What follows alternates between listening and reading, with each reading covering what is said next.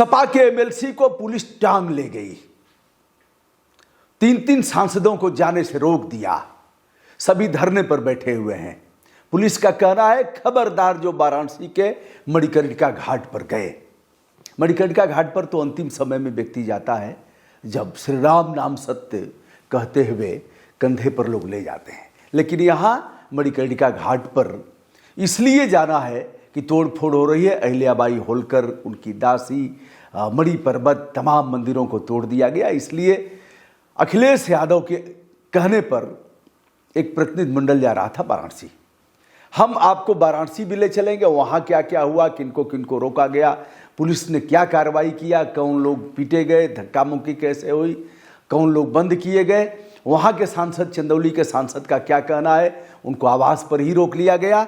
और बनारस वाले मिश्रा जी, हरीश मिश्रा के घर सुबह ही पुलिस पहुंच गई और उनको बैठा लिया गया, यानी नज़रबंद कर लिया गया। खबरदार जो बाहर निकले। हम आपको बलिया से शुरू करते हैं। वीरों की धरती, जवानों का देश, बागी बलिया, उत्तर प्रदेश। सबसे पहले आज़ाद होने वाला बलिया जनपद है, जहां अगस्त क्रांति में लोगों ने जेल की दीवारों को तोड़ा, अपने नेताओं को निकाला, झंडा फहराया, डीएम और एसपी को सीधे भगा दिया, बलिया छोड़ करके लोग भाग गए।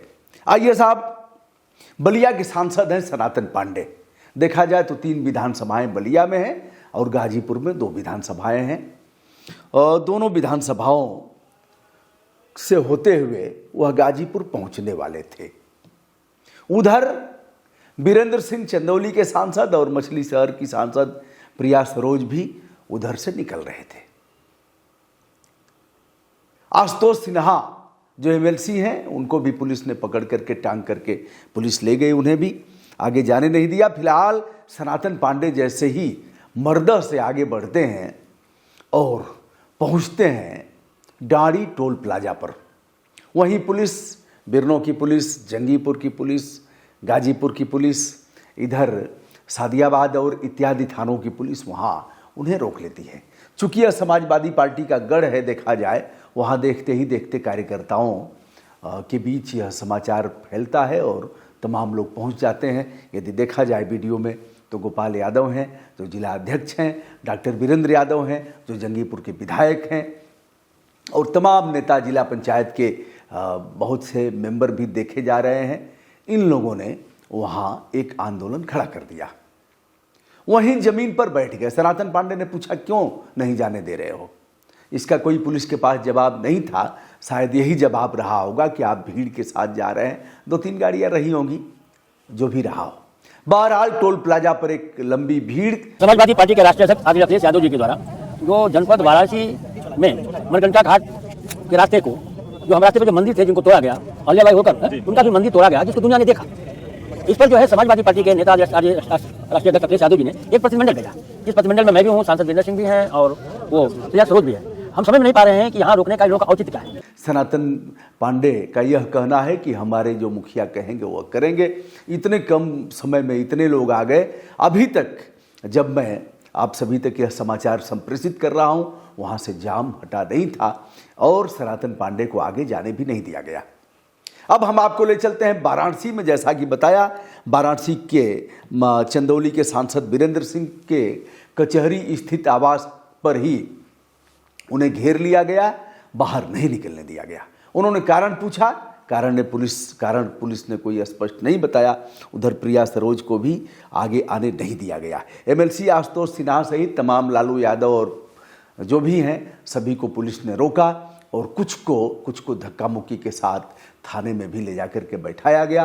कुल मिलाकर के यह जो मणिकर्णिका घाट पर तोड़फोड़ हुआ, जिसके लिए आदित्यनाथ योगी ने कई लोगों पर अपराध भी दर्ज करवाया, आकर के वाराणसी में पत्रकार वार्ता किया और यह कहा कि एआई जनरेट वीडियो और फोटो कुछ लोगों ने शेयर किया है, यह सनातन के घोर विरोधी हैं और यहाँ कोई तोड़फोड़ नहीं।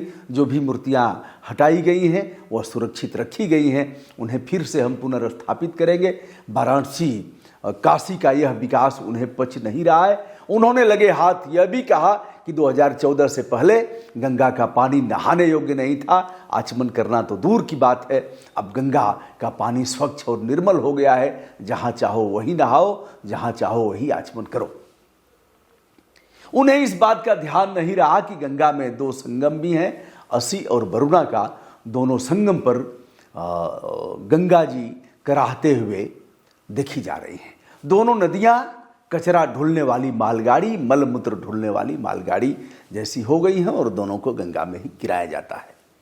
दोस्तों, यदि देखा जाए तो यह लोग जाते 11 सदस्यीय प्रतिनिधिमंडल था, जिसमें 3 सांसदों का नाम बताया, एमएलसी का नाम बताया, कुछ जिलाध्यक्ष थे, कुछ पूर्व के एमएलसी विधायक थे। सुरेंद्र पटेल का भी नाम इसमें है, जो पूर्व मंत्री रहे हैं। ऐसे लोगों का नाम 11 का प्रतिनिधिमंडल, तो बहुत जाते तो 100 जाते, 150 जाते, 200 जाते। अब इनको रोकना और वहाँ न जाने देना, जिसकी सत्ता रहेगी। नारे भी लगाए जा रहे हैं कि पुलिस की तानाशाही नहीं चलेगी, पुलिस के बल पर गुंडागर्दी नहीं चलेगी, नहीं चलेगी, ऐसे नारे लगाए जा रहे हैं। अब यह इनका धरना प्रदर्शन कब तक चलेगा? क्या इस मामले में मुखिया यानी अखिलेश यादव इन मामलों को और भी आगे बढ़ाएंगे? राजनीति और भी आगे बढ़ेगी? क्या इस पर सरकार बैक फुट पर होगी और विपक्ष इस मामले पर लीड करने वाला है? आप बताएंगे। लेकिन जहां तक तोड़फोड़ का सवाल है, जहां तक विकास का सवाल है, डीएम ने भी स्वीकार किया कि कुछ मूर्तियों को जो श्रमिक हैं उन लोगों ने क्षति पहुंचाया। मूर्तियां यदि खंडित हो जाती हैं तो पुनर्स्थापित उन्हें नहीं किया जा सकता है, नई मूर्तियों को बनवाना पड़ेगा। नई मूर्तियां बनेंगी तो फिर से एक बार खेल होगा। हमारी पुरातन मूर्तियां जो खंडित नहीं हुई थी, ठीक से थी, लेकिन तोड़ने वाले को क्या पता, बुलडोजर को इस बात का एहसास नहीं होता कि इससे कितना नुकसान होगा, इसका संदेश क्या जाएगा, वह यह नहीं जानता कि इस बुलडोजर चलने से किस प्रकार रोटी का भी संकट आएगा। वह तो बुलडोजर चलाएगा। बताया जाता है कि वहीं एक सतुआ बाबा का आश्रम है, सतुआ बाबा को भी लाभ पहुंचाने की दृष्टि से ऐसा किया जा रहा है। बहरहाल स्वयं आप कुछ वीडियो देखें और बताएं, आपके कमेंट विनम्रता के साथ हम आमंत्रित कर रहे हैं। सादर नमस्कार, बहुत बहुत धन्यवाद। जिंदाबाद जिंदाबाद जाने के लिए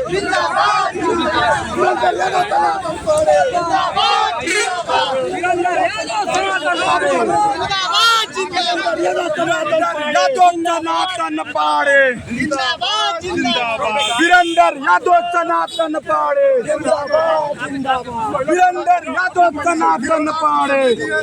आगे पार करिए, क्या करना है? बैठाओ यार।